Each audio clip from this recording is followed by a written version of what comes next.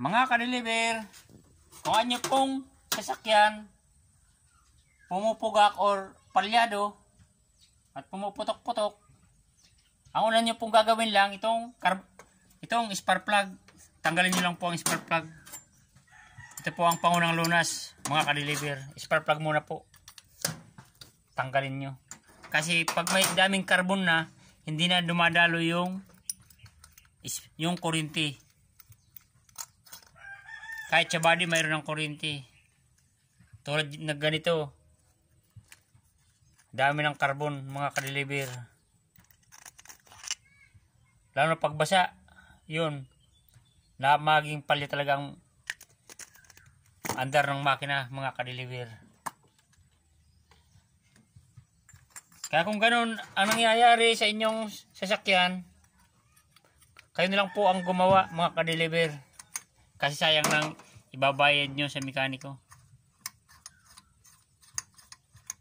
Palyadong sasakyan. At hindi ang maganda ang andar. Linisan nyo lang po ang spark plug, mga ka-deliver. Kumuha po kayo ng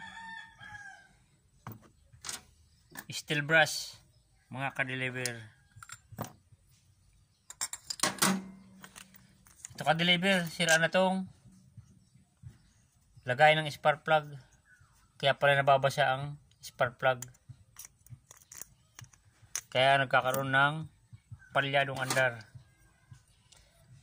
Ganito lang po ang gawin nyo sa sakyan nyo, mga ka-deliver. Kahit sa kotse, or Kia, Tamaraw FX. Pag ganun ang naramdaman nyo, spark plug pang tanggalin nyo lang.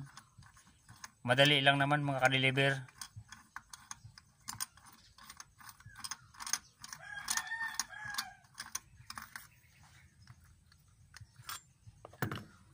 Spark plug. Palyadong makina. Spark plug.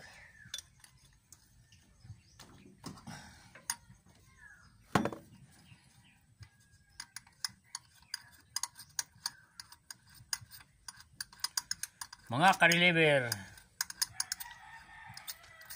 ganito lang po ang gagawin nyo.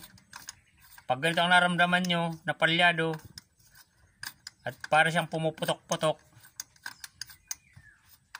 ito po ang pangunang lunas. Spark plug muna ang tanggalin.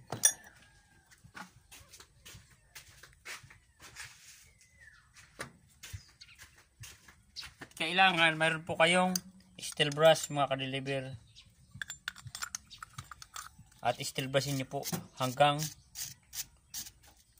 malis yung carbon.